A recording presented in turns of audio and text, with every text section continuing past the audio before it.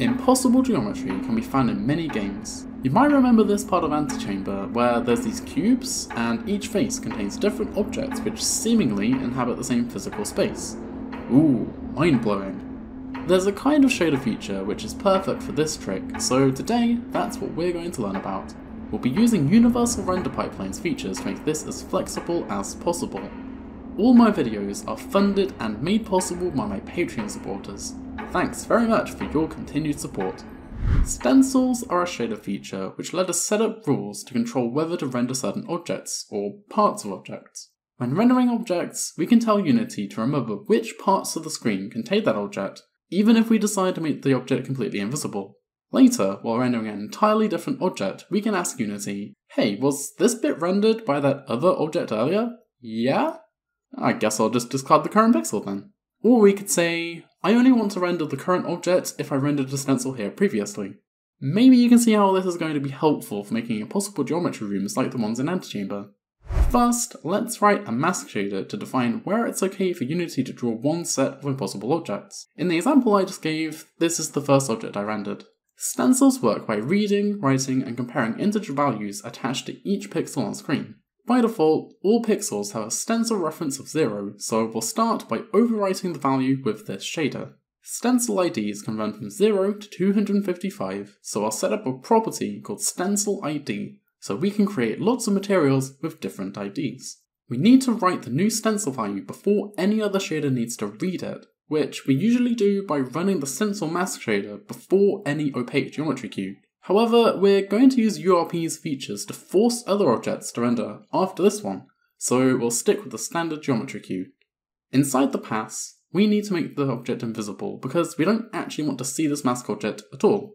We can do that by saying blend 0, 1, which means for the color of this pixel, take 0% of the color output by this shader and 100% of the color already rendered at this pixel, and then add zwriteOff to prevent this shader writing to the depth buffer, which would screw up the rendering of other objects. Then we'll write the stencil. We add a stencil block, complete with curly braces, and put our stencil logic inside. First is the reference value. We could say ref1, which would use a stencil value of 1, or ref2, which would use a stencil value of 2, and so on, or we can write ref stencil ID, because we already set up a property for this.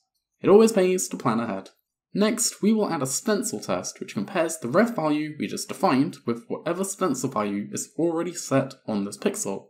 Depending on whether the comparison passes or fails, we can change the stencil value for this pixel in different ways. We're not actually interested in comparison for the mask shader, and we always want to overwrite the stencil value, so we can say comp always, which means the stencil test always passes. The opposite would be comp never, which always fails. Finally, we tell Unity what to do when the test passes or fails. An important detail here is that we'll have to pass a depth test too. If both the stencil and depth tests pass, then we want to replace whatever stencil value is attached to the pixel with the new one we defined on this shader, which we do by saying pass replace.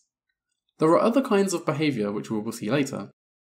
If either test fails, then we can say fail keep, which means Unity will keep whatever value was already in the stencil buffer for this pixel. That's all we need to write in the shader file, so let's pop back over to the Unity editor. It's time for a little setup. I'm going to put two objects in the same physical space and use stencils to pip between them with the help of URP renderer features. For this, we'll need to add two layers which I'll call stencil layer 1 and stencil layer 2, and assign each object to a different layer. I'll create two materials using the stencil mask shader we just wrote, with a stencil value of 1 and 2 respectively, then create two quads in front of the two objects and assign a material to each quad. For now, you shouldn't see any changes to the two objects, but the quads should turn invisible. Now it's renderer feature time. Renderer features are URP's tool for overriding certain aspects of rendering, which we can use here to play with the stencil values being set by the two quads. I'm doing it this way because the traditional method for dealing with stencils is to write custom materials for all the objects beside just the mask quads, but I want to be able to stick any old shader on these objects without needing to add stencil functionality to them and just let URP deal with the stencil comparisons. First, find your forward renderer. In a default URP project, it's in the settings folder. It should look like this. The first step is to head to filtering and untick stencil layer 1 and stencil layer 2 on the opaque and transparent layer masks. Your objects should disappear from the scene view when you do that. Then head down to the bottom and click Add Renderer feature, and then choose Render Objects. I'll name this Stencil 1 Opaque. We'll leave the event as After Rendering Opaques, which forces Unity to render after the default geometry queue. That's why we didn't need to change the queue in the shader we wrote. Under Filters, we want the layer mask to just use Stencil Layer 1. The opaque bits of the object should pop back into existence. In Overrides, tick Stencil, and this is where the fun begins. We want to use value 1, and now we can decide how to render any object in Stencil Layer 1, which happens to have a stencil reference of 1, which should only be the pixels behind the mask quad. If we change the comparison function to equal, then we're asking Unity, does this pixel have a stencil value equal to 1, and only if this is true, the object gets drawn. We don't need to change what the stencil buffer value is, so both the pass and fail operations can use keep. Then we will add a second render objects feature called Stencil 2 Opaque. This one is the same as the first, except it'll use Stencil Layer 2, and only Stencil Layer 2 for its layer mask instead, and the stencil value will be 2. Now we can pan the camera around and see both objects appear in the same space, but only when viewed from the correct side.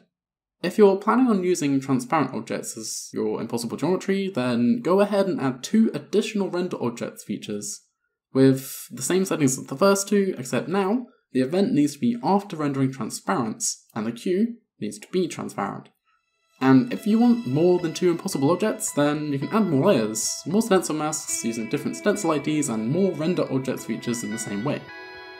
If you're looking for other ways to use stencils, I briefly used them in my portals video to mask out the edges of the portal. Thanks for watching.